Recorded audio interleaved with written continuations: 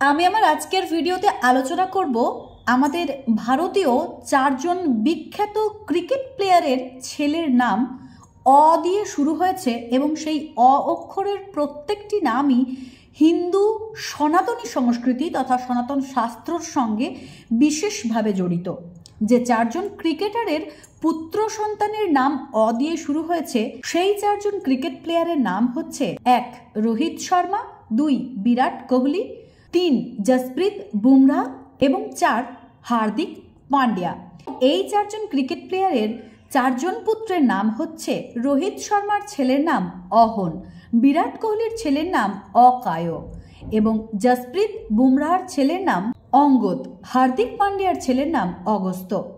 আপনারা হয়তো এই অহন, অকায়, অঙ্গদ এবং অগস্ত এই চারটি নামের মানে একটু আন্দাজ করতে পারছেন।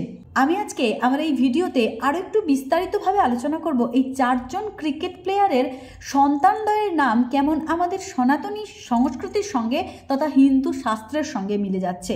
রোহিত শর্মার ছেলের নাম হচ্ছে অহন। এই অহন শব্দের অর্থ হচ্ছে হিন্দু শাস্ত্র মতে নবজাগরণ, নতুন শুরু বা পুনর্জন্ম।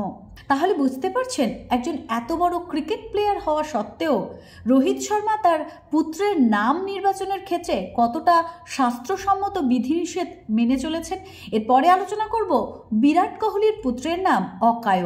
অকায় শব্দের অর্থ হচ্ছে দেহহীন পরমাত্মা, অর্থাৎ যে পরমাত্মাকে লাভ করার জন্য আমাদের প্রত্যেকের এই ছুটে চলা, সেই পরমাত্মা শব্দের অর্থ হচ্ছে অকায়। জসপ্রীত বুমরাহর ছেলের নাম হচ্ছে অঙ্গদ। এই অঙ্গদ শব্দের সঙ্গে আপনারা অনেকেই পরিচিত। অঙ্গদ শব্দের অর্থ হচ্ছে এক কিংবদন্তি বানর সেনা। এই অঙ্গদ হচ্ছে সেই বানর সেনা যে বানর সেনা শ্রীরামচন্দ্রের সঙ্গে সীতামাতা উদ্ধার কাজে গিয়েছিলেন এবং শ্রীরামচন্দ্রের সঙ্গে রাবণের মহাযুদ্ধে একজন অংশীদার ছিলেন।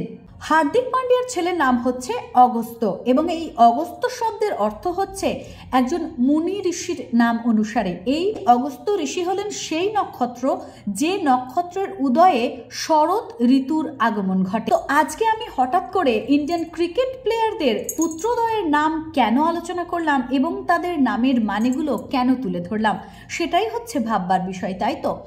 আমরা আমাদের সন্তানদ্বয়ের নাম নির্বাচনের ক্ষেত্রে অনেক উদাসীনতা দেখায়।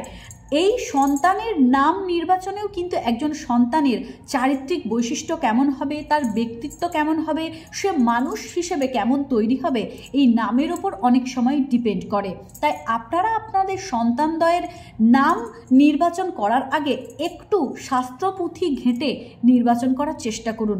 আপনি যদি সনাতন ধর্মাবলম্বী হয়ে থাকেন তবে আপনাদের সন্তানের নাম নির্বাচনের ক্ষেত্রে একটু শাস্ত্র বা তিথি নক্ষত্র মেনেই নাম দেওয়ার চেষ্টা করুন।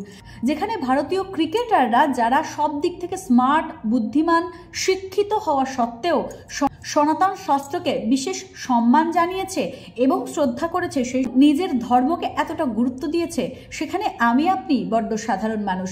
আজকের ভিডিওটা আপনাদের প্রত্যেকের উদ্দেশ্যেই ছিল, যেহেতু আমরা ফিল্ম স্টার, ক্রিকেটার, এনাদেরকে দেখে অনুপ্রাণিত হই, এনাদের জীবন ধারণ, এনাদের লাইফস্টাইল, এনাদের হাঁটা চলা সমস্ত কিছু কপি করি, তাই ওনারা যেভাবে ওনাদের সন্তানদ্বয়ের নাম নির্বাচন করেছেন এই বিষয়টাকেও যদি আমরা কপি করা শুরু করি আমার মনে হয় খুব ভালো হবে। তো যাই হোক, আজকের ভিডিওটা আমি এখানেই শেষ করছি। দেখা হচ্ছে নতুন কোনো দিন নতুন কোনো ভিডিওতে। ততক্ষণের জন্য সকলে ভালো থাকবেন, সুস্থ থাকবেন। জয় শ্রীকৃষ্ণ, রাধে রাধে।